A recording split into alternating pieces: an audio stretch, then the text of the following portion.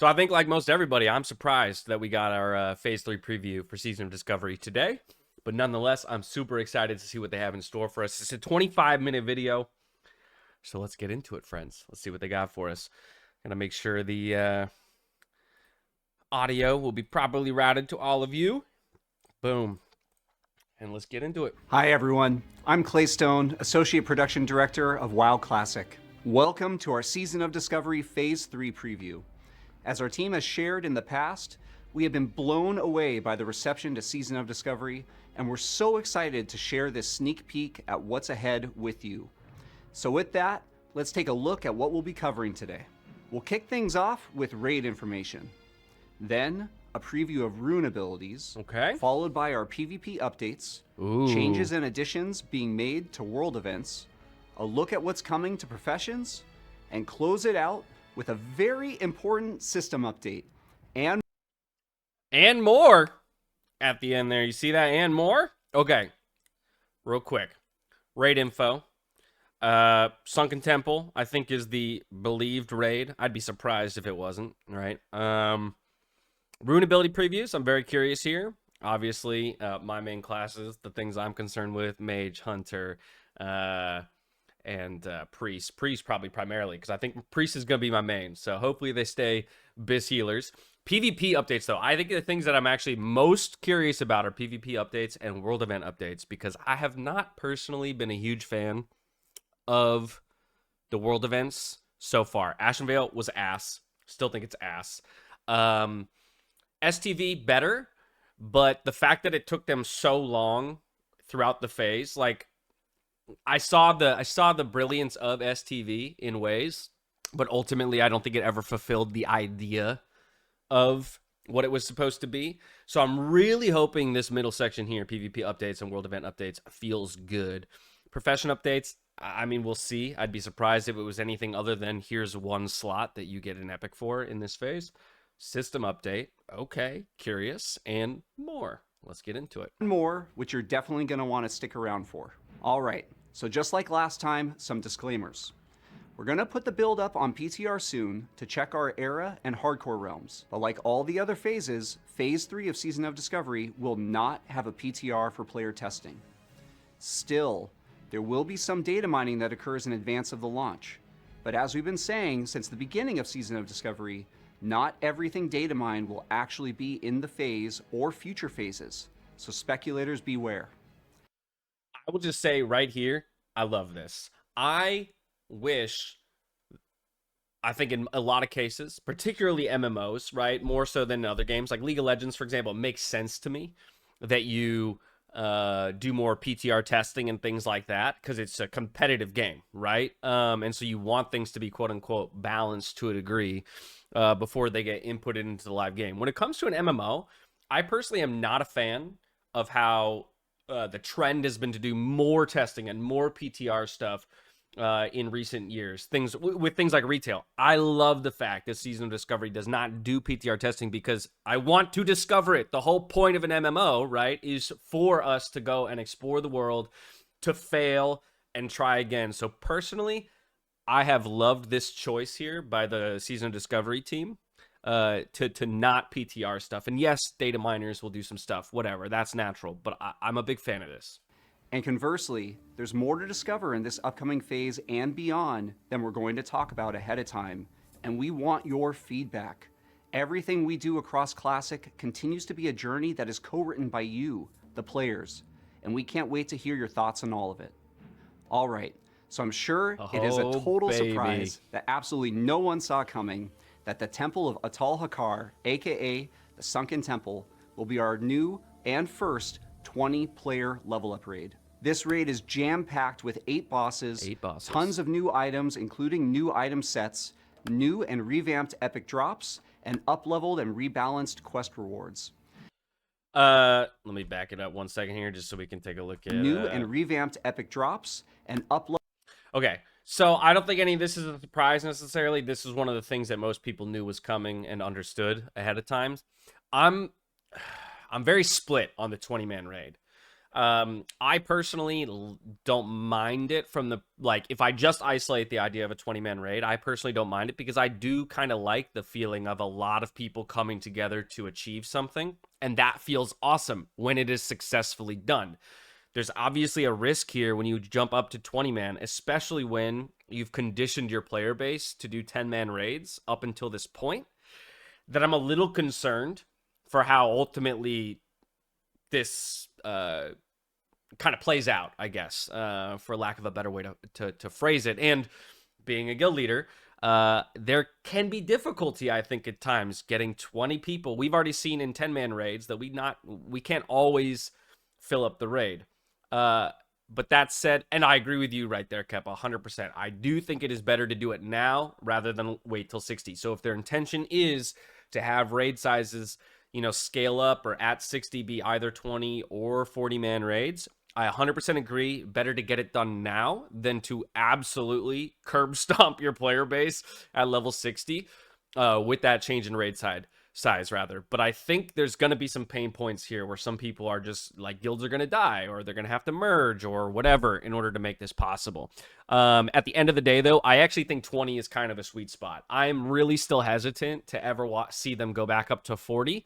The only way I'd be okay with them going to 40 in, say, phase 4 is if the content is actually tuned to 20, but then you have the option to overfill the raid and raid as 40 if you want that very epic 40 people running into a raid together kind of feeling. 8 bosses, dope. That's more than we've had before, right? Because we had 6 for Nomer, we had 7 for BFD, so I love the fact that we're going to get, an extra boss, but that's a good raid size. I don't think you need to go much more than 8 ever. Hundreds of new items and sets, fantastic. Many new revamped epics, great. Just looks like to me they're following the trend generally of what they've established so far. I am curious to see if there's even more epics, right? Because there were more epics in Nomer than in BFD, so are we going to get even more? And also, are the tier sets in this phase going to be rare, or are they going to be epic? These are just questions that I have. I don't think it really matters one way or the other, but I think it'll be interesting. And I really hope, they say up-leveled quests and revamped quest rewards. I hope that the quest rewards are actually valuable. Like, the Nomer quest rewards suck, other than the leather pants, right? And then the ring for, like, warlocks. But I don't like the idea that in Nomer, the quests were kind of pointless, other than a little bit of gold. So I'm hoping that they, in revamping the quests and stuff, they make them feel a little bit more rewarding to complete in that MMO sense. Leveled and rebalanced quest rewards. This is also when the level 50 class quests come online, which will provide a wide array of powerful items for each class. Jumping into a quick preview of a few of the bosses, the first boss in this raid is Atelarion, a massive berserker troll that acts as a bit of a janitor, cleaning up or potentially eating any person or thing that happens to fall down from the atrium above. If the fall doesn't kill you, this guy definitely will. Next up. Hold on. Okay. They're making that sound like... Is that a part of the mechanic that they're trying to cheekily explain to us? Jumping into a quick preview of a few of the bosses, the first boss in this raid is Atelarion. I mean, I love me a berserker troll that acts as a bit of a janitor, cleaning up or potentially eating any person or thing that happens to fall down from the atrium above. See, if he happens to fall down from the atrium above, but if he's a boss fight, we got to go down there to fight him anyway. I'm wondering if this is more a lore element or if they're just actually trying to give us a hint at a mechanic or not. I don't really understand what he's saying there, but either way, love fighting a berserker troll. If the fall doesn't kill you, this guy definitely will. Next up, we have a brand new boss, the Festering Rock Slime. Okay. This engorged, gelatinous monster inexorably patrols one of the outer rings of the Sunken Temple, consuming any wandering adventurers hapless enough to cross its path. A bit further into the raid, we have Jamal An and Ogam, a priest and an undead avenger, utterly dedicated to seeing the blood god Hakar return to the mortal world. These two will keep you on your toes and have a few tricks up their sleeve to keep the fight interesting each time you encounter them. Whoa. How about that little bit? How about that little tidbit? Each time, a few tricks up their sleeve to keep it interesting each time. You know what I really hope that means? I don't know if that's what that means. To me, it just sounds like we've given them multiple abilities, What I would love, or maybe am hoping, is that even like reset or lockout to lockout, it would be cool if their abilities slightly altered or changed, right? Or something like that about the fight. Like, how cool would that be if, like, week 1, they're casting shadow bolt volleys at the, you know, whatever, but like week 2, all of a sudden there's a different, that, like, class calls would be interesting too. That would be exactly like, I'm hoping that what that's hinting at is that there's actually maybe some differences that keep the raid more interesting from a repetition basis, because I think, like, most people can probably attest to the fact that, I mean, I could just say this, having run Nomer 13, 14 times on my main, 12 times on my alt, and 11 times on my second alt, like, now that I've run the raid 40 times, I'm kind of sick of the repetitive nature of the boss kills and things like that. So the idea that maybe they're going to insert something on a boss that makes it feel different week to week would be, or each time you fight them, I think that would be super cool. And if they're not doing that for this boss, they should consider that for a future boss.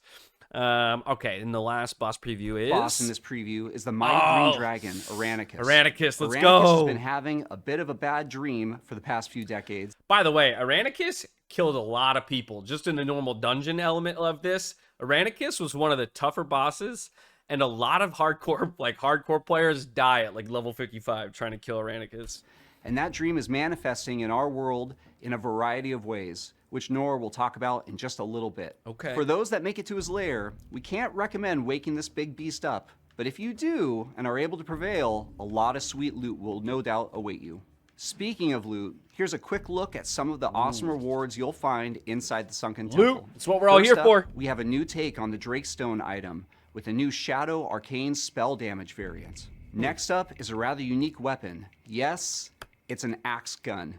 Shamans and paladins have felt left out for quite some time when it comes to having ranged weapons.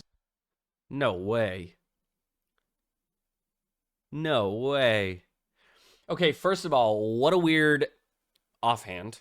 Shadow and Arcane, but then also just a tiny bit of damage and healing on top of all of that. Arcane mages, let's go.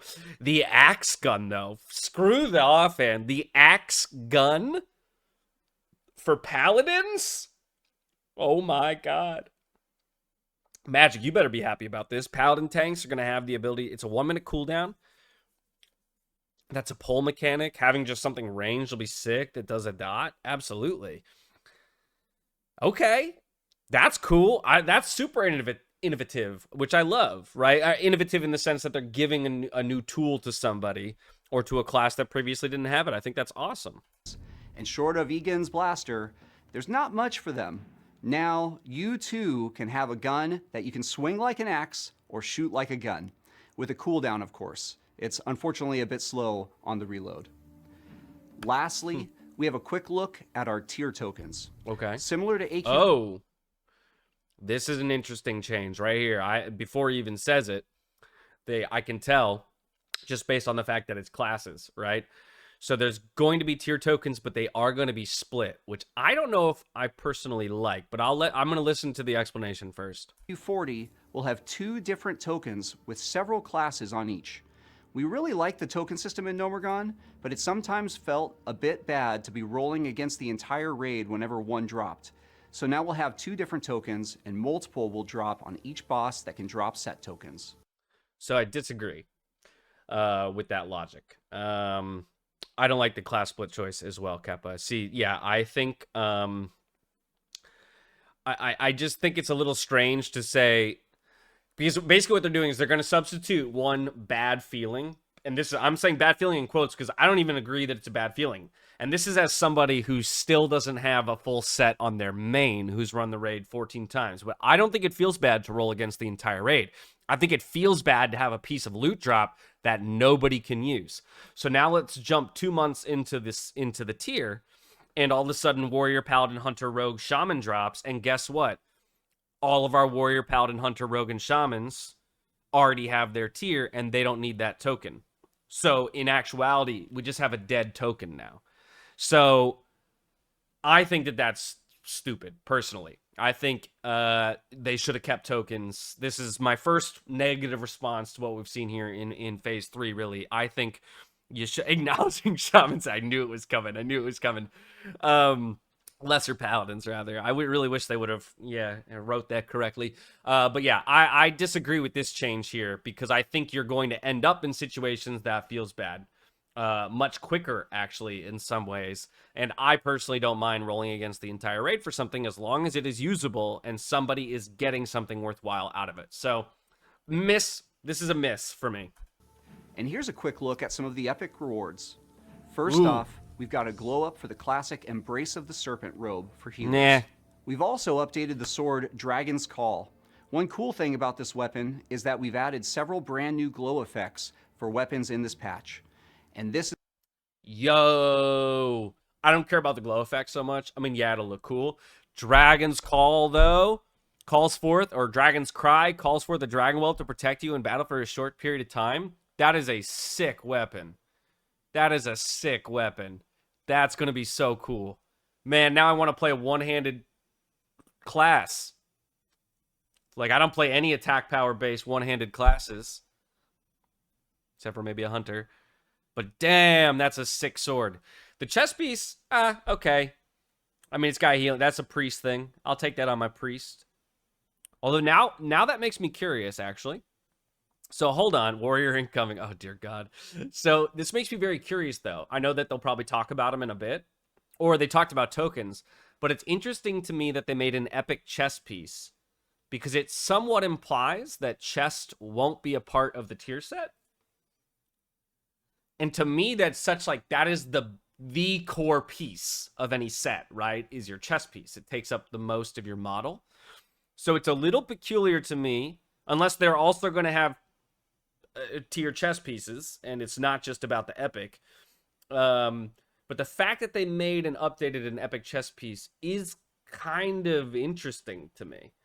Either way, I mean, obviously that's a really good chest piece, stamina, spirit, and healing for healers. Not good for mages, which is a bummer. But yeah, both of these pieces look cool and interesting. I think that, yeah, the main thing for me is, okay, what do the tier sets look like? Do they not include chest piece?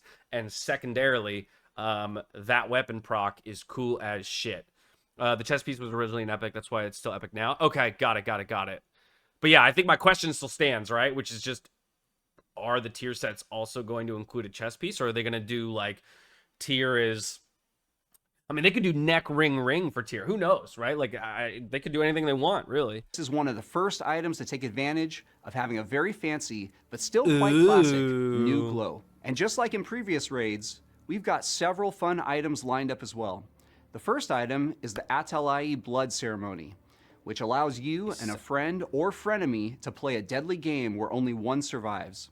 This item is great for when you need to decide something, and a coin flip just won't cut it. The unorthodox Hex Stick allows you to embrace your inner critter and transform into a disgusting little creepy crawler to dazzle and disgust your friends. I want this thing so bad. Magic, we're no longer death rolling. This is what we're doing. This is amazing. This is so far my favorite thing about the preview right here. No longer will we death roll. We'll just decide on an amount, and then we'll use this item, and whoever real death rolling, whoever dies, pays up.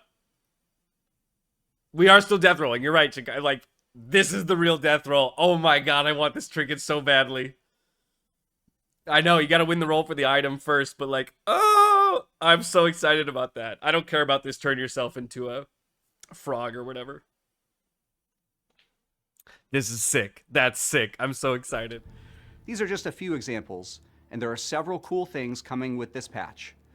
We've intentionally left the best ones for you to discover yourself. I don't know. The best one you just showed me, if I'm being honest. One bit of feedback we took to heart this patch was that a lot of updated quest rewards for previous level up raids could feel a bit... Hey, what did I say before? The Nomer rewards felt super underwhelming, so I like that they've taken that feedback. This is good. This is great. Underwhelming. So for Sunken Temple, we've actually gone a step further and helped rebalance and restat many of the existing quest rewards. The first example here is a Vanguard Helm, and you can see we've made it a bit more attractive to the classes that can use it. And Helm of Exile as well. And while not a quest reward, we have also carried forward some of the work we did updating dungeon drops in the previous phase. and revamped even more dungeon drop rewards, including Princess Theradras's scepter. Yo. Look at that for the bears. And the cats, I guess. But strength, agility, stamina, spirit, that's huge. Great. See, I love that. Good. This is just a purely good change. Let's go. With that, I'll turn it over to Matt to give us a preview of runes Purely and just some of the good new abilities change. you'll get access to. Hey folks, I'm Matt Everett, Senior Engineer on the Classic team. I'll go over some of the new runes you might find in Phase 3. Before that, I want to note that we heard your feedback that a lot of runes last phase weren't accessible until level 40. We've tried to balance Phase 3, so you'll find more runes while leveling, but you'll still have some to look forward to at 50. Let's look at Druids first. Okay. I think that's a good change. Just making it a more like an even curve, right? Like it shouldn't be you level from 40 to 50 only with your Phase 2 runes. Again, Season Discovery. I do agree that you should kind of find them along the way. So, solid. Let's look at Druids. Gore gives you a chance to reset some key feral cooldowns and generate some rage. And Improved Bark Skin gives you all the benefits of Bark Skin without the drawbacks, and you can cast it on your friends. Next up are Hunter. Casting Barkskin on your friends is really interesting. That's a great defensive right there. So that'll be very interesting both for, well, Druid healers, of course. And then for our bear tanks, again, I don't know anything about being an actual DPS Druid, but for bear tanks having rage generation, that'll be very nice and be able to reset cooldowns. Solid. With But lock basic. And load, Those are basic. Your traps grant you a free shot with no cooldown. This could be a great Hold on. Lock What? and load, your traps grant you a free shot with no cooldown. This could be a great 1-2 punch with something like double Chimera Shot. Focus Fire lets your pet build up Frenzy, which increases its attack speed. You can activate it to consume your pet's Frenzy, boosting your attack speed and granting your pet Focus. Next up are Mages. Whoa! Now those are sick changes. Okay. I love the idea of the lock and load thing is very cool. Also, look at we can see what items they go on, by the way. So, helm and bracers here, which is just a little bit of information for everybody to keep your eyes on. Each time one of your traps is triggered, your next shot ability within 20 seconds costs no mana and does not incur a cooldown.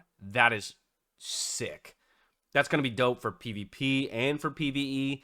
Makes you kind of feel like you have to take Trap Launcher, though, if you want to use it, right? Because we can't use a lot of our traps in combat. So Trap Launcher then necessary to make that viable? Either way, I think it's very cool. And then let's see here. Consumes all applications of Frenzy from your pet, increasing your ranged attack speed by 3% and granting 4 focus to your pet for each application of Frenzy consumed. It lasts 20 seconds. I mean, 3% times whatever is amazing. Your pet gains Frenzy each time it uses a basic attack, increasing its melee attack speed by 6 seconds per stacking up to 5 times. Okay. So your pet can get up to 30% attack speed for 10 seconds with every basic attack and ability. And then you consume it, increasing your ranged attack speed. I mean, so obviously I love this because I want to be I'm a ranged hunter. So I personally love this. Melee hunters, like, yeah, Keppa, those are going to hate that. But maybe they give you some kind of version of that elsewhere. But I do like the idea that I can kind of trade that back and forth between myself and Frenzy, my pet. boosting your attack speed and granting your pet Focus.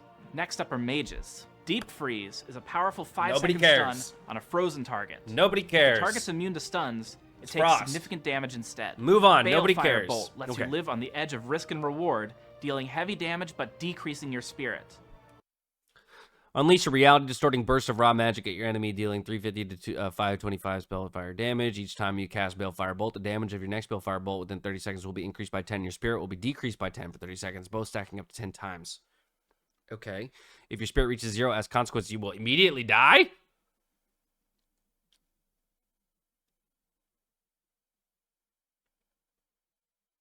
That's crazy.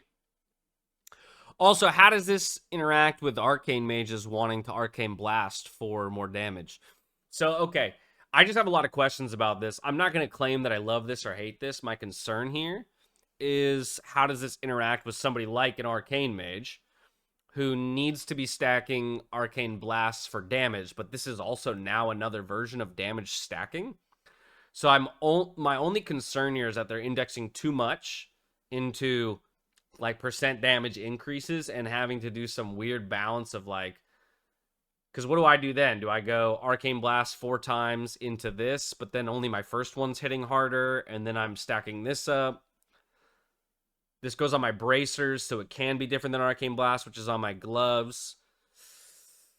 I'm struggling to find a way in which this is useful for an Arcane Mage. Now, don't get me wrong, it's Arcane and Fire, so maybe it's just a Fire Mage thing. We don't know the cooldown, which is important. That is a good point. And you're right, it does say within 30 seconds. So maybe it has like a 20-second cooldown, and so I Arcane Blast 4 times into this. That's a really good point. That's a really good point. And it might be... Okay, I can see that then a little bit more, right? If it's like a 15-second cooldown or something like that. Even 10 seconds, because you can get 4 Arcane Blasts off in 10 seconds. So maybe that's kind of the point, but that would be my major concern, is they're giving now mages multiple damage amp mechanics, which could be hard to balance, but we'll see. If you reach 0 spirit, you die. And by the way, if you're leveling a new mage, the you die might thing find is this pretty rune funny. earlier than you expect. Ooh. Paladins. Improved Find it Sanctuary early. makes you even tankier, Pallies. increasing Sanctuary's damage blocked and damage dealt back to attackers. Wrath lets you crit with Consecration and applies your melee crit chance to your Holy Shock, Holy Wrath, and Exorcism spells. Oh, no way.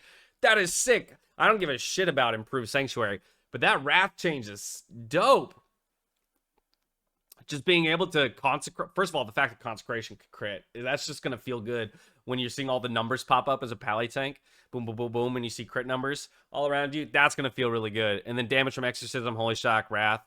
Gain additional crit strike chance equal to your melee crit strike chance. Now, all of a sudden, Paladins could be critting all over. Yeah, Shockedin's going to be sick. I like that a lot. That Wrath change. I don't really know or care about Blessing a Sanctuary here.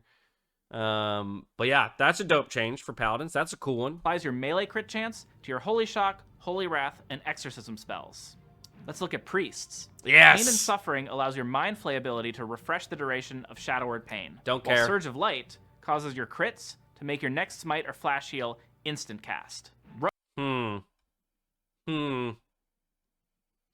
be honest, neither of these super excite me. Well, we don't know if there's no love for a Holy Paladin's Hubble. Just remember that these are just 2 runes, right, for each class, and there's going to be multiple. So there's probably, or hopefully, some other options for Holy Paladins, because, yeah, Holy Paladins still feel worthless in the game, and I really hope they find a way to make them feel better.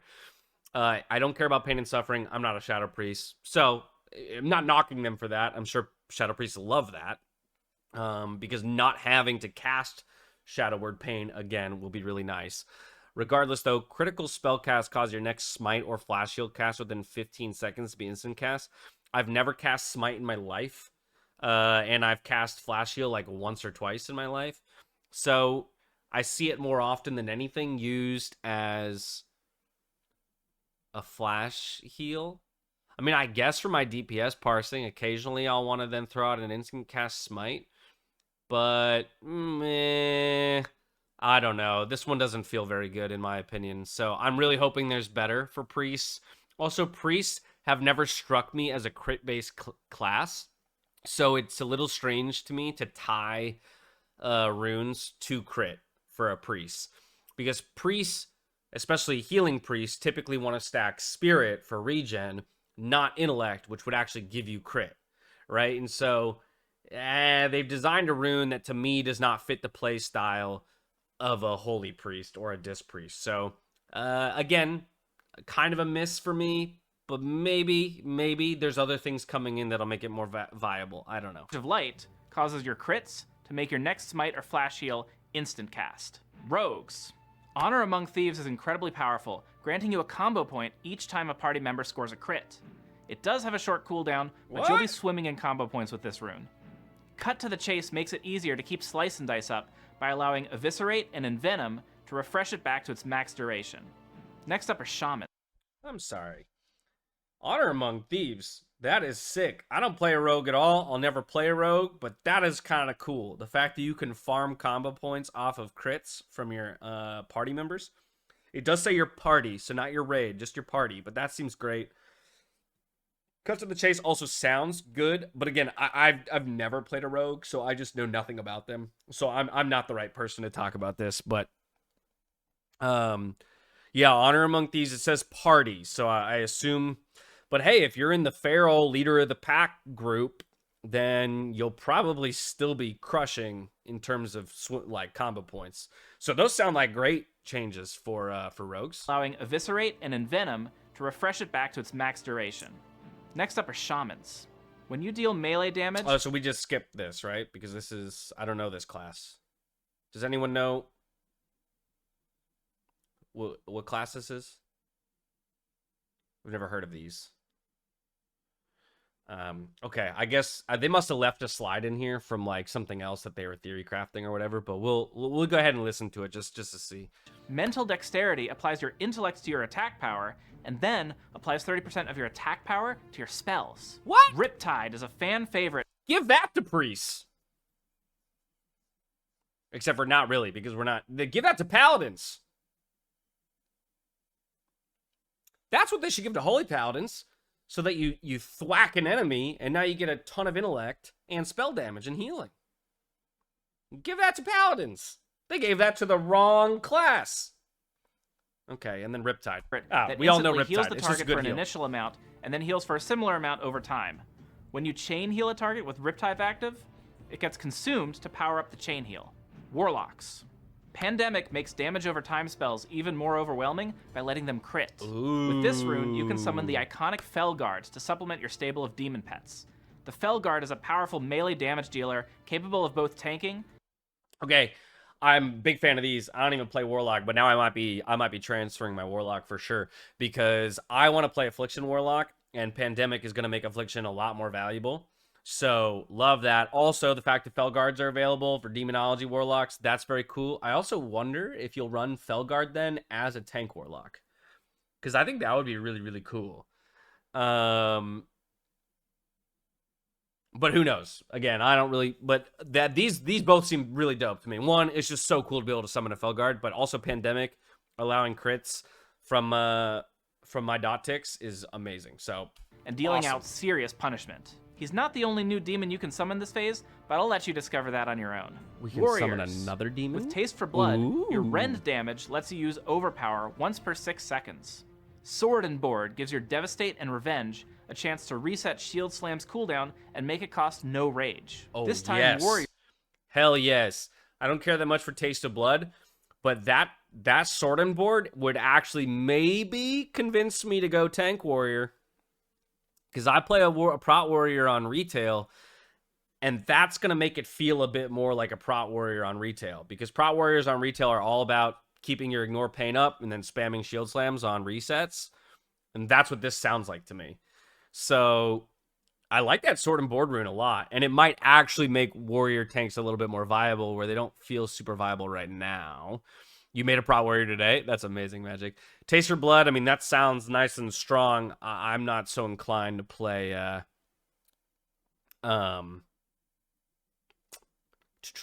not so inclined to play DPS Warrior. Warriors get a bonus rune. The much-requested Gladiator stance lets you live that Sword and Shield Gladiator fantasy. This increases your damage when wearing a shield, as well as letting you use abilities from other stances at the cost of survivability. This is one we've really been looking forward to bringing to the season, and we can't wait. Wait, why would it reduce your threat?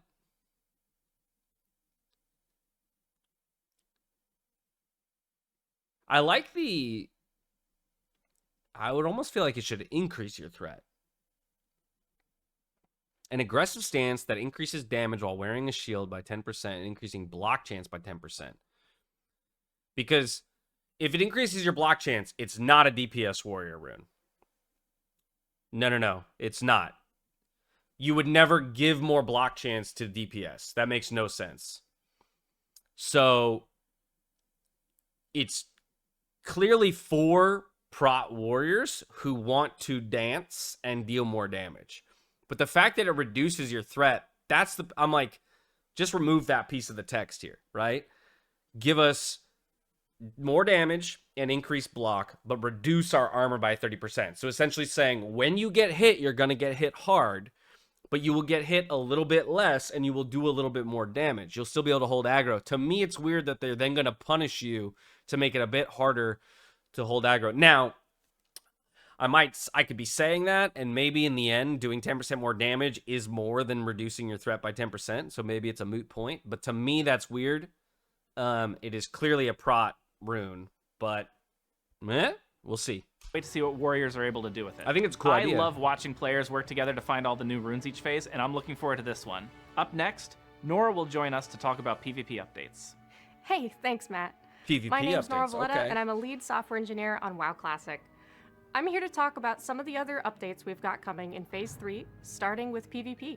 One Hit of the me. things we've learned from previous phases is that PvP can be a bit rough when the only thing available is PvE gear that is generally set up with output stats rather than survivability stats. As a result, we're going to be introducing a brand new level 50 PvP set that requires ranks 5 through 7 to equip and earn.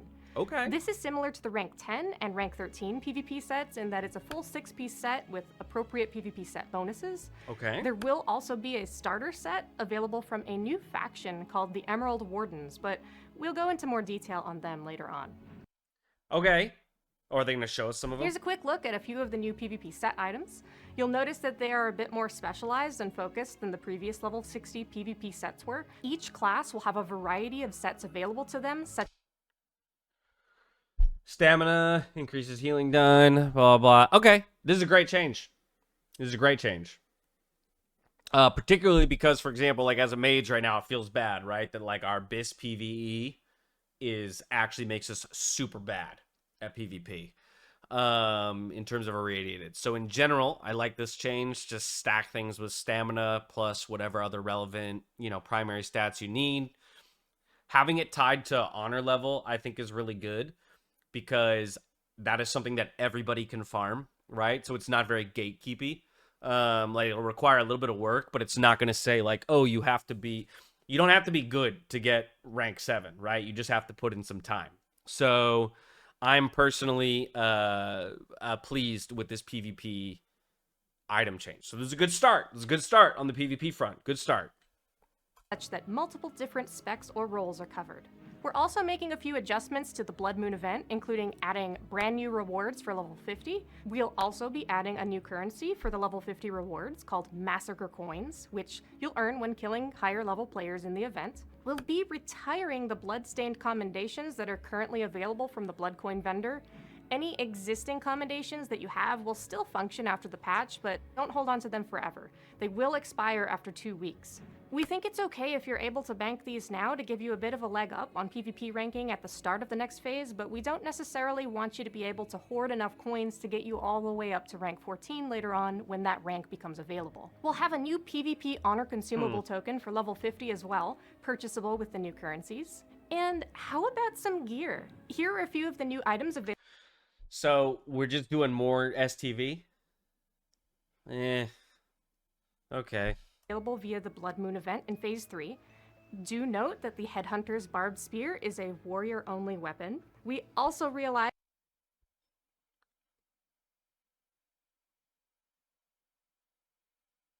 So they're giving warriors a ranged 5-second immobilization? Why the fuck do they need that?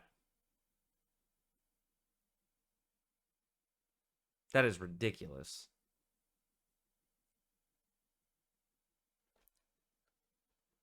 That is so dumb. that ranged hunters may have felt a bit left out last time. Yes, so we've thank gone ahead you. and given them a pretty strong crossbow option in this round. That's good. Appreciate Well, that Phase as a 3 hunter. exceeded Hold on, and let me given look them at a these other pretty strong items. hunters may have Okay, so we got... Let me go back a little bit. Okay. Over here... Oh, Lesser Paladins get something. Oh, Lesser Paladins also get an immobilized for 2 seconds. What about actual Paladins? What is this? I can't read what that is. Something, something. Oh, attack power when fighting Dragonkin. So, it'll be okay in some of Sunken Temple. But this looks kind of ass. It's a Libram, though, so it's whatever. This is ridiculous to me that we're giving warriors a 5-minute cooldown to immobilize for 5 seconds. And then that's also kind of ridiculous to me, but whatever. Barbed spear is a warrior-only weapon. We also realized that ranged hunters may have felt a bit left out last time, so Yep, we were. we've gone ahead and given them a pretty strong crossbow option in this round. Well, Phase 3 of Season of Discovery will soon be upon us, and with it comes new loot, new opportunities to gain experience, and new adventure. Let's take a quick look at our new PvE world event called Nightmare Incursions. Picture, if you will, the 4 emerald portals scattered across Azeroth. At this point in history, the Dragons of Nightmare, Terrar, Ysondra, Emerus, and Lethan have not yet arrived to spread their terror. However, as you approach each portal, you can't help but sense hidden danger. Something's not quite right. Those brave enough to enter an emerald portal will be plunged into a realm seeping with corruption and overrun with dragons, treants, and other poor souls driven mad by the corruption. But beware, not all foes are alike. Some enemies can be defeated by a single seasoned adventurer, while others are perhaps too powerful to be faced alone. Nightmare Incursions offer repeatable PvE content for levels 25 through 50. To check it out, simply enter one of the 4 emerald portals located in Duskwood, Ashenvale, Hinterlands, or Feralus. This is a great new opportunity to earn experience, and those who choose to jump in and fight the corruption will have the chance to earn reputation with an all-new faction called the Emerald Wardens. With great danger comes great rewards. The Emerald Wardens will be very grateful for your help and will be offering a selection of Okay, I like this. Just generally the idea that, okay, we have more ways, as they say, to gain experience, that it's repeatable. The reason why I like this is because I don't see a very similar, like, yes, we have ZF, for example, that we can run, like Uldaman, ZF, things like that, but not having to repeat the same dungeon over and over and over again will be nice if we choose to level in that fashion. I am very curious, as they say, some are killable by solo adventure and some are not. Is that in all cases? Do I know which portal is which, or does it like roll randomly when I go in, for example? I'm assuming the one in Duskwood you can go in at 25 and do, but again, can I do it solo at 25, or do I need a group of 25s? And also, if I'm a level 40 and I go do the Duskwood one, which is a level 25 Nightmare, if I do it solo, will I still get XP? Like, how is the XP kind of affected, I guess, by the difficulty or the zone or whatever, and really how much XP do they give? But without knowing really anything about them, how they run, how long they take, how difficult they are, and things like that, I think it's really cool that they're giving us a repeatable PvE function to both gain XP and also get some rewards. I hope to God, though, that it does not become an indefinite rep grind, because that's my fear. Since they're attaching a rep to it, I'm a player who absolutely abhors rep grinding. And so if they make it that I have to hit Exalted in these things, and I'm doing this even once I'm 50, I will despise this change. So it's my take on this is very dependent on how it actually plays out. I know there's going to be some stuff gated by rep, as they already announced earlier in the video, but hopefully it's not too deep, and hopefully it's not too important that I could choose to ignore it if I want to. But I do like the idea that we have a repeatable PvE XP grind. See ya, Keppa. Thank you so much for hanging out. We'll catch you later, my friend. choice new items to sweeten the deal. All right. One of the cool things about Nightmare Incursions is that Oh, we they're plan gonna to give us more info. I thought that was some gonna be it. rewards at different player levels, as there will be content available for players roughly level 20 all the way to 50 across all 4 Nightmare portals. Oh, they answered some of The my first questions, so you can go into example all is 4 this and they're all Nightmare Siphon relevant. Trinket, Interesting. which could be really fun for low-level alts. For level 50, we have the Roar of the Dream, a somewhat unique ring that has a sizable spell damage proc on it. Lastly, we also plan to take a page from the Burning Crusade playbook and make a level 50 PvP set available at Honored with the new Emerald Wardens faction. I think This that's set weird. isn't They as should've powerful as some of the other PvP I mean, item rewards we plan it's not to a bad add this thing. Why phase, is- but it's a good stepping stone. Okay, I don't know why I wasn't pausing. I was hitting spacebar. I think it's a little unnecessary that they put in an earlier PvP set. Again, attached to rep. I don't like that. They should have just had PvP sets be attached to PvP. But oh well. Into the better items later on. With the launch of Phase 3 comes a host of interesting new updates to professions. Okay, hit me. Continuing on from the first 2 phases, we'll be introducing a new quest chain to give players access to new Nightmare armaments, crafting recipes, as well as some fun things for engineering, enchanting, and alchemy. We've also learned a few lessons from the previous phase of professions, so the cost to access the recipes will be essentially free in terms of raw gold. Thank And fucking the cost God. of the recipes that Ziri offers and Nomergon are going to be decreased as well, in case you want to buy additional recipes for completion or you have an alt that wants to snag the recipes for themselves. We think gold sinks are important and are going to explore different ways later on to do that are not so directly on the critical path of gear progression. Here's a quick look at a What few is of the going on? crafting. Why will it not just pause when I hit spacebar? Either way.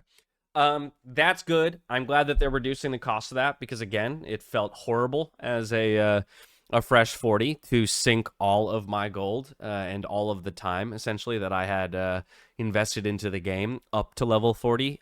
It was gone in a split second. More than anything, though, beyond the profession changes, I hope that they don't do anything as ridiculously stupid as changing mount prices 2 weeks in and screwing over their most dedicated player base. That's really me just...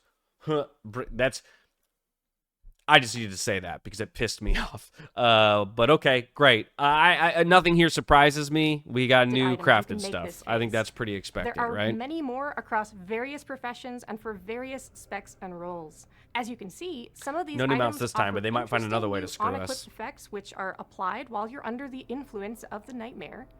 If you'd prefer to stay nightmare-free, we've got some cool new items, such as the Void-powered Slayer's Vambraces, which can grant you immunity to fear for 15 seconds. We do plan Okay. to allow you to pick up specializations this phase, as well as allow you to level to Specializations? 300 in each profession. Additionally, we've added a few new surprises here. That's cool. I like specializations. That's fun. For example, we are adding a quest to allow you to get additional potion, elixir, and flask procs when crafting those types of consumables. You'll also have to do a little bit of legwork to unlock these things, but the benefits should be well worth it. The lion's share of our new toys involving professions specs will be coming after level 60, and we have some very cool things planned there to allow you to make the most of your professions. Well, that was a lot of updates. I hope I didn't forget anything. Josh, I'm not forgetting anything, am I? Now that you mention it, Nora, there is one small system update you might have missed. Okay. But first, hi, I'm Josh Greenfield, Senior Game Producer on WoW Classic. So there is one small system change coming, and honestly, the update is so... Well, after level 60, remember, they've already stated that Phase 4 will take us to 60, and then they still expect a substantial amount of like new content to be released once we hit 60. What I'm really hoping, and I know a lot of us are hoping, is that this game does not end after 1 year. I don't know if they've already gotten to that place just yet where they've made a decision, but I'm hoping at some point they will reveal to us that they're not going to just murder all of our characters at the end of the year and end Season of Discovery, but we'll see. minor, we almost didn't mention it because we didn't think anyone would really care, but since we're all previewing things, we figured we might as well. So, in 115.2 with Phase 3, you may happen upon a dashing dwarf from a faraway land Yes. that has one very special talent that he wants to share with you for a small fee, of course. Actually, to be a little bit more specific, he has Yes. 2 sets of special talents to share. Like I said, we were pretty sure this wouldn't be a big deal to most players. We probably should have just left it out of the presentation entirely. So, with that, we're approaching... That's huge. I mean, just the idea that we have to go back to a trainer and pay money. It's not about the money even, because they at least reduced the cost for us throughout all the earlier phases of Season of Discovery. But the fact that I'm assuming what this is basically kind of like in retail, where you can just like swap a spec and hit a button and it swaps you in your talents. Just the fact, the convenience of this, right, is going to be sick. So I'm wondering how. I'm hoping that they're basically just importing in some ways the retail system where you click a button and it flips you from Disc Priest to Shadow Priest, you know, and saves your talents. That's awesome. Fucking love that. Thank you. the home stretch, but we've got a tiny bit more to discuss, and we want to take some time to cover a few other miscellaneous topics, commonly asked questions, as well as a quick look at how things will start to shape up at level 60. So let's jump right into that. So the first topic here is world buffs. As with the previous phases, we'll continue to allow you to use the previous world buff up through the current max level. The new raid, Sunken Temple, will also include a new world buff. We'll also be making some rather powerful consumables available for exchange on a certain NPC using materials found in the Sunken Temple raid. Interesting. These are spiritually similar to the Zanza elixirs that you could obtain by exchanging items found in Zul'Gurub. They're quite powerful, so you'll definitely want to bring them with you to the raid when you can. Okay, Also, as that's with cool. previous phases, we did want to clarify that bankable, repeatable turn-in items will not function to allow you to level quickly from 40 to 50. At least they're telling us now. At least they're telling us now. Because this pissed me off about phase 1 to phase 2. A lot of people put a lot of time in to bank things up, only to be told with no time to spare that that time that they invested was now worthless. So at least they're telling us now. We really love the preparation aspects of Original WoW, and things like pre-questing are great. But being able to bank hundreds or even thousands of repeatable quest turn-in items to get multiple levels right when the phase begins is not going to be supported in this or any phase going forward. To be clear, this includes things like Marks of Honor, Wastewander water pouches, and the troll necklaces from the hinterlands. One of the Okay, but see, they said being able to pre-quest and prepare for the next phase is great to a point. Now I hope, because he didn't then restate it at the end, so hopefully they're not gating quests, because I think it's totally legitimate if people want to do 20 quests, bank 20 quests, and turn those in. That's great. It does sound like that, Tanos. It sounds like you can still quest with the quest limit, but the to a point thing terrifies me. Why did you put that in there? They should have just ignored the pre-quest thing and only talked about the things that they're disallowing. Like, that to me is bad communication. Really, my point here is more about poor communication than anything. Because if you just eliminate that second bullet, then we're fine. Everything's clear. And so, yeah, that's all. is not going to be supported in this or any phase going forward. To be clear, this includes things like Marks of 'Cause Honor, he says it right Wastewander here. water pouches, and the troll necklaces from So the just Hinterlands. never include the quest One of the big language. lessons we've learned in Season of Discovery is how tricky it can be to balance the level up journey and the outdoor world, but to also encourage players to play multiple characters. It's tricky to manage, especially against a seasonal backdrop where the content phases are relatively short by World of Warcraft standards. To help out with this a bit, we introduced a very powerful Discoverer's Delight XP buff at the midpoint of Phase 2. And while that was effective at increasing the speed at which you could level alts, it didn't really help to reduce the fatigue that came with leveling your first main character. Yeah. By way of a compromise, in Phase 3, you will earn 50% additional XP from all sources from levels 40 to 49, and this will be active right when Phase 3 goes live. Okay. This is just to give a slight nudge right away. It will still Like be a that. sizable number of hours to hit 50, but this will help move that along without feeling like you're either just flying through zones or conversely in danger of running out of quests if questing is your preferred leveling method. Okay, Note great. that the 100% buff from 1 through 39 will remain in place as well. Overall, we think that these buffs are a decent solution, but they aren't what we consider to be ideal. We're going to carry a lot of what we learned forward if we do something like this again, and maybe look at other adjustments we can make to help smooth the leveling curve in general.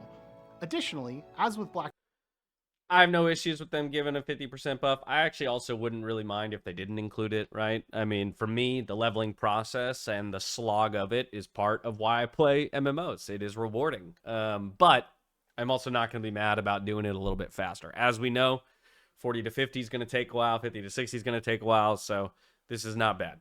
Fathom Deeps before, Nomergon will give a sizable amount of XP for each boss kill. So Great. continuing to run that with your guild will be a worthwhile activity when it is available to you.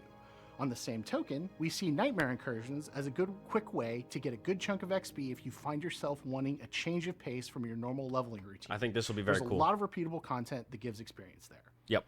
As for the raid release and lockout schedule, we've been thinking a lot about this, and we've decided to shift Sunken Temple to a weekly lockout, and it will be available right at the release of Phase 3. Okay. Kind of similar to what we did with Nomergon in Phase 2. Players will have... Big fan. Big fan. I think while at times it's nice to have the 3-day lockout, I actually get way more fatigued having to run, especially as someone who has multiple alts, having to run multiple raids every 3 days. It is exhausting. It has made the content feel old a lot quicker, obviously. And so I think it's very important that the raid is available immediately as a player who will, who generally races to the max level and wants to do things quickly and be at the forefront.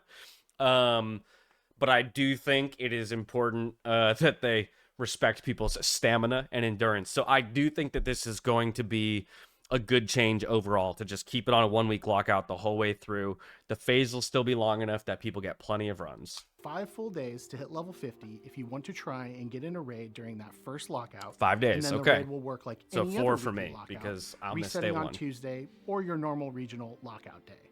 We decided to make this swap for a few reasons. First, we've gotten feedback from players saying they would like to have a bit more consistency with their raid schedule. Actually, this is a really good point I didn't even think about, because obviously we do the raid bot, but the fact that on a 3-day lockout, right, people who want to raid consistently, let's say on this day every week or at this time, you're going to miss lockouts as a result of the 3 days. So I didn't even really think about this because it didn't necessarily apply to us in a way, but I do think that that's another really valuable point. And with the raid size going up to 20 players in this phase, being able to plan long-term is even more important. Yep. We'll also talk about this a little bit more in the next few slides, but we're also thinking ahead to what the raiding landscape will look like once we hit level 60.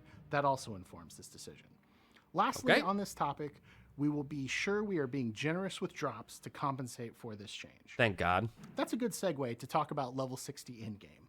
Since we're getting close to 60, we think Okay. it makes sense to dig into a few more details of what you can expect starting with Phase 4. I'm almost surprised This they're giving us preview is 60 very, details, very Phase 4 early details. and in no way comprehensive, but it's just meant to be a minor sneak peek at some things we have cooking. Again, to stress that much of what you will see here is still very much in development, and some specifics could and likely will change. This is more of a look at our general thought process, rather than the actual set-in-stone plans we have. As we alluded to a few slides ago, we plan to standardize raid lockouts from level 50 and beyond to a weekly reset. Good. This includes things like Zul'Gurub, Ruins of Incursions, and Onyxia's Lair. We also want to assure with our itemization updates, many of the items, even in early raids, remain relevant for a pretty good long time. Good. Ultimately, this is a very classic approach, and many items you got, even as your pre-raid best in slot, such as the Hand of Justice or the Savage Gladiator chain, remained good for several tiers. and Yes. we want to carry this forward. I like that. With this in mind, however, we know you will likely want to run several different raids a week, but we want to avoid a situation where logistics gets messy because you have to contend with a large number of irregular, unwieldy raid lock timers. By the time Blackwing Lair is out, for example, there's going to be a large menu of relevant things to do at level 60, and being able to plan and schedule activities on a predictable cadence is going to be very important. Okay. Last quick note on this, while Upper Blackrock Spire is technically a 10-player raid, it's never had a lockout, and that will remain true. It's essentially a 10-player dungeon and will remain that way. So go farm those Briarwood raids. Great. Okay, all this sounds good. I'm a little confused why they felt the need to clarify things like, or rather, not even clarify, because that's, I think, the thing is I'm a little more confused. Like, everything should just be on a 1 week lockout. And I hope that's what they mean, is that everything will be on a 1 week lockout and it'll all align with each other. Because he kind of had that point where he's like attempting to clarify, but almost made it more confusing. Another very frequently asked question we've received is, what about weapon skill racial bonuses? From the start, we've suggested that you shouldn't need to worry too much about things like orc and human weapon skills long term, and that you should feel good about choosing whatever race you want based on their aesthetics or other bonuses that race gets apart from weapon skill bonus. Every phase, we get asked for a status update on this. And Yeah. we just wanted to confirm that yes, the solution is coming at level 60. Thank God. At level 60, you will be able to discover a method to essentially swap in and out up to 2 weapon skill bonuses for your character. So, for example, if I were a Troll Fury Warrior and I had a mace and a dagger, I could swap my passive bonuses to +5 maces and +5 daggers. Please note that these weapon skill bonuses do not stack with each other or with a certain race's normal passive weapon skill bonus. Great. So in the same scenario, if I were a human warrior, I already get +5 maces from my racial skill, so instead I might want to use +5 bows and +5 daggers so that maybe my bow skill had a better chance to hit if I was pulling higher level mobs. Just like So there still is an advantage to playing the race of this weapon skill that you want. Because, like they say, you have to trade out another passive for it. So it's not like you're just getting those things as well. So technically, being a human is still more valuable because you don't have to trade out passives for it, I assume. Though I guess I could be wrong. Does every single race get passive skills? Get rather passive weapon skills? I don't think they all do they? Might be showing my ignorance here, but either way, this is a great change, and any qualm I have, not all, but many, exactly. So I'm like, maybe there's still some really super min-maxing, but this is ultimately a good thing. Like your racial skills, however, these passives will stack. No, he within said the replacing Tantalus. It says very specifically replacing. weapon skill you gain from items, such as Obsidian Edge Blade or Maladath Runed Blade of the Black Flight. These unlockable passives will be available right at level 60, Okay. and while there will be a short discovery to unlock them, everyone who wants them will have access to them early on. Cool. Continuing that line of thought, Here we yes, go. priests will also be able to unlock other races' Yes! priest spells as Yes! well, such as Devouring Plague and Fear Ward. We don't want to spoil how this will work just yet, Yes. but just like weapon skills, we do get asked I about can this a get lot, and Fear wanted to confirm that Ward. this will also coming. No and would need to be a available dwarf. Early on at level 60. Fantastic. There will also be discoveries tied to accessing these spells as well. So this is the last big item in our level 60 preview, and we think it's the most impactful, as Okay. items are obviously going to be a major focus of the new level 60. Hit us. We're essentially totally revamping tier sets to add multiple variants for different specs and roles that each class can fill.